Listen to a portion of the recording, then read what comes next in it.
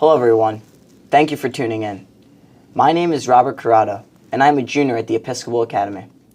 This is the pilot episode of EA's Inside Look, a talk show where our digital video development class invites students and faculty to be interviewed about their scholarly, athletic, or societal achievements. This afternoon, we will be interviewing Auggie Riley, class of 21, about his adventures through the stocks and expenditures in the 2018 through 2019 Pennsylvania Stock Market Challenge, and Jovana Sekulic, also class of 21, on her recent success at the Eastern Preparatory Water Polo Tournament.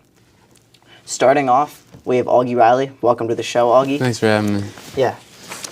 So, big thing, stocks. First thing I want to talk about is how did you get into stocks? Where did you start? Well, like my family's kind of just always been into stocks and just the whole stock market scene, and everyone like dating up to my my grandparents, they've all just been into stocks. So naturally, I just kind of got into them.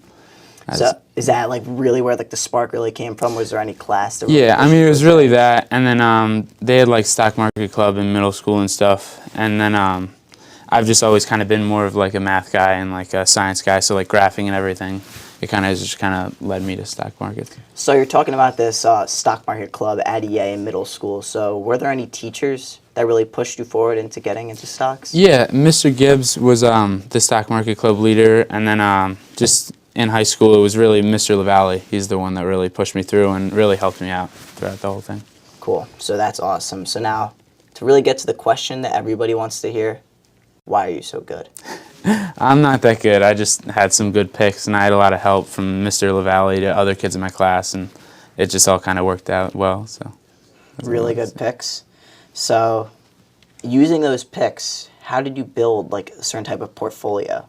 Well, the way it worked is you would actually as the year went on, you'd actually add people to your team. So if someone's stock started doing really poorly, I could be like, hey, you can join my team, and they'd look into some stuff and they'd help me out. And then just really, again, with the help of Mr. LaValle and everyone else, it was just, it kind of just builded as time went on. So you ended up becoming the superpower of the class? No. Other people made it through the whole year. I just happened to be at a different rank than they were in the state. So who did you gather along the way, among your classmates? Scott Doig was definitely on my team. And there were a bunch of people that helped me that just gave me the heads up when they saw something good. Jimmy Bruder was a big help, and there were a bunch of them. But yeah. Oh, Jimmy Bruder, great guy.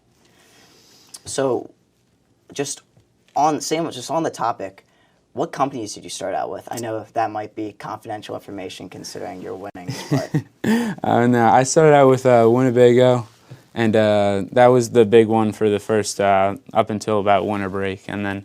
After that, IBM really carried me through the second half of the year. Honestly, I have no idea what Winnebago is. So it's an RV company. RV company. Yeah. You're a camper? Yeah. You're a big fisherman guy? So, yeah. Yeah, occasionally. So, how much do you really choose to invest in each stock? Well, last year, I wouldn't throw in too much because I saw that the rest of the state and everyone else, they were the top 20% were the only guys that were above what they started with. So you're given $100,000 of online liquid currency, and then as the year goes on, it goes up and goes down, and so you see that the people who are doing the best aren't investing the most, and they're not getting the luckiest. It's more just the people that kind of stay neutral and kind of have the smaller investments, but then they make the wiser investments, and that kind of is how you go up in the ranks. Kind of contradictory to that statement, but was there ever a point when you just thought, go big or go home? I did think that.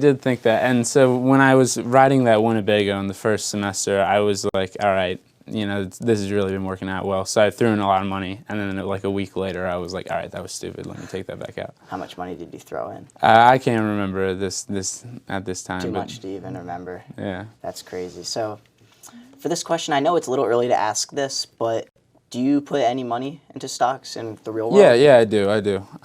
It's more index funds rather than blue chip stocks and other such things. But yeah, with the help of my grandparents and my parents, yeah, I do. So what is the difference between an index fund and a blue chip? Blue chip is more of just one company, and then index is more just it's like a wider variety of different companies and assortments, and you kind of just invest in. Oh, that's really interesting. So other than stocks, what other topics like extracurriculars or sports really interest you at school? Well, I'm on the golf team, and I've been on that team for a while, so that's really important to me. And then in school, as I said earlier, I'm like a math, science kind of guy. Other extracurriculars, community service just around EA and Horizons or UCHC or Hub of Hope, any of those. Astronomy club. Astronomy club, that's really interesting. But for community service, can you touch a little more on Horizons, since I heard that's a really big part of the Episcopal Academy? Yeah, it's great. System. So there are like kind of two different sections of Horizons. There's Service Learning Saturdays, which are throughout the year. Students can sign up and they go into the city, and they go and they do arts and crafts and all these things with these underprivileged kids. And in the summer, there's the Horizons program where the kids actually come to EA, and for 2 weeks, and there are a bunch of different weeks throughout the year, but each kid does a 2-week session where they're there, and they're like a counselor, and they help out the kids, and they take them around EA, and they do all this fun stuff with them. It's really great. Oh, that's awesome, Auggie. Yeah. It's really interesting. It is. So that about wraps up our time with Auggie today. Thank you for coming. Thank you for spending time with us, and we will be right back with Jovana Sekulic. Welcome back, everybody. Thank you for joining us again. Thank you for Auggie for coming to do our first interview. And now we have Jovana Sekulic, also a member of the class of 21. And we're going to be discussing her recent success at the Eastern Preparatory Water Polo Tournament. Jovana, thank you for joining us. Hi, Rob. Thank you for having me. So, main question, water polo, what is it? It's a sport. It's similar to basketball and soccer, but it's just in the water. We have a ball, we have a goal, and then we try to score on the opposite team. Violent? A little bit. Sometimes it can, yes. So, coming in as like a young kid, I'm assuming, into water polo, where did that interest really start, coming into such like a grueling sport and like gut-wrenching battling sport? So I actually grew up in Serbia, and in Serbia, water polo is a really big sport. Our men's team is really, really good at it. And initially, my mom just took me to the pool to teach me how to swim. And then from then on, there she saw her friend who was a coach at a water polo club, and then he asked her to just put me in it because I was tall, so it helps with the sport. So they just kind of threw me in there, and then I fell in love with the sport. So I understand you're from Serbia originally. Yes. When did you first come to the United States? I came to the United States in 2014 with my family. So I was starting 6th grade. So starting 6th grade, were you playing up on varsity for water polo, or were you just, since I understand you're a very, very competitive player, very strong? I moved, and I actually came to Springton Lake Middle School, which is a public school in Media. And they didn't have, I couldn't find any clubs anywhere near, so it was a rough time for me because I missed playing my sport. But later on in, I think 2015, we found Club Mavericks at the Hartford School.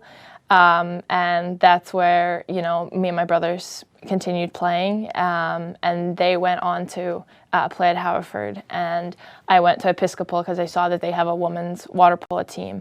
I came to EA in 8th grade. And right from the start, yes, I played varsity. So that's awesome to hear. Yeah.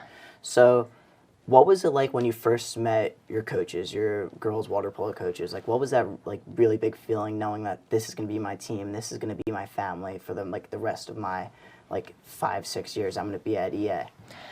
My first kind of getting to know the team, we took a trip to Florida my freshman year for preseason, so I didn't know anyone except one girl that played club with me, but it was still hard because I was scared of how the girls were going to accept me. I still didn't know the community very well.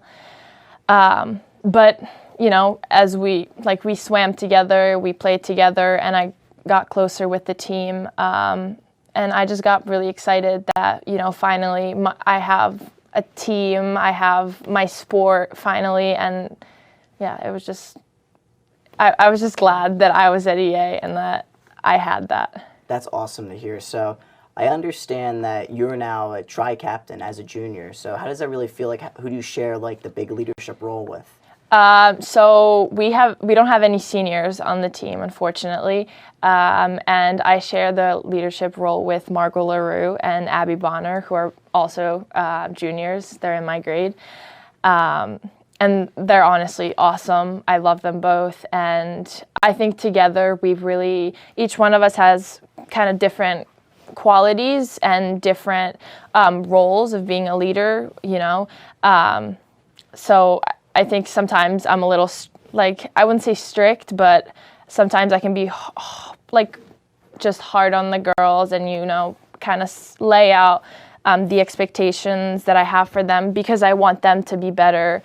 Then we have Abby, you know, who really knows how to get the atmosphere up, and then Margot's just like a joker on the team. So yeah, I'm really happy that they're my co-captains. That's awesome to hear as well. So I understand that at Episcopal we have a really big rivalry between like the Haverford School where your siblings go and Agnes Irwin. And every weekend in November, we have a big competition that we play all the girls' sports and all the boys' sports. But unfortunately, the Agnes Irwin school does not have a water polo team. So you guys tested your strength at the Eastern Preparatory Water Polo Tournament. So what was like the big atmosphere around that, having so many teams coming all over from the East Coast? So our biggest kind of competition at Easterns was Lawrenceville, and at the beginning of season, we won against them in sudden death. So it was a really close game at the beginning of the season, and you know our team was just getting kind of used to the season. So we were all we worked hard, but we knew we needed to get to a higher level of polo in order to, you know, compete and eventually reach our goal of winning the Eastern Championship. And then, so I think the various tournaments and the amount of swimming and just the fundamentals that we did in the pool really helped us be confident and be prepared, so that when, you know, the Easterns really came in, we won easily our first game, and then we beat Lawrenceville. I think it was 16-8 in the final. So we dominated, and that's what made me really proud of my team to be their captain and kind of to represent EA like this. So this might be a really easy question, but what was your most vivid memory at Easterns? When we won, I just looked over at like the bench and the girls, and then we all just jumped into the water, and it was just a really joyous moment for all of us because we knew that all of our hard work throughout the season really paid off.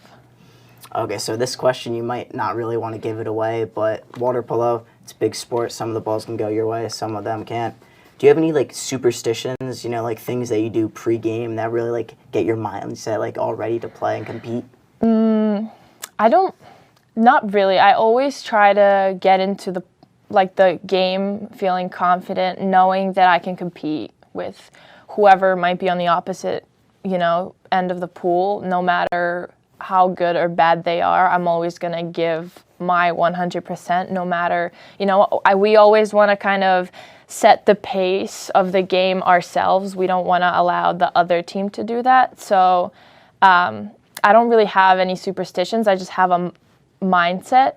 I mean, sometimes before I get in the pool, I do this during swim season too. I like to splash water on me for some reason before I get in, but that's about it. So to turn it over from water polo to like academics and like all just like types of like school stuff, do you have any like extracurriculars that you like compete in? Yeah. So at school, even though water polo does take most of my spring and summer and just throughout the whole year, I really like to sing in a choir, and I've tried out for vocal ensemble, which I'm in right now. And I also do Speak Up. Yeah. Can you like tell us what Speak Up is? Yes. So it's kind of like an organization that brings in topics to people any age, any gender, and just kind of, they're topics that people wouldn't normally feel confident, feel just okay speaking about. They would, maybe not to kids, maybe not to their parents or their peers, but are kind of very important topics in all of our lives and lives of us. And I think these conversations are really important and need to be held, just for maybe mental health for some people, but also kind of just to, say what's on your mind and not be worried about the consequences of it. So thank you so much, Jovana. That about wraps us our time. I just want to say thank you, everyone, for joining us today. On behalf of the whole team, we hope that you really enjoyed spending your precious time with us this afternoon. Again, we'd like to thank Auggie Riley and Jovana for taking time out of their day to come spend with the EA crew at Radnor Studio 21. Together, we also want to thank Vincent Celli of Radnor 21 Studios for giving us the opportunity to make all this happen. So see you all later. Have a great rest of your day.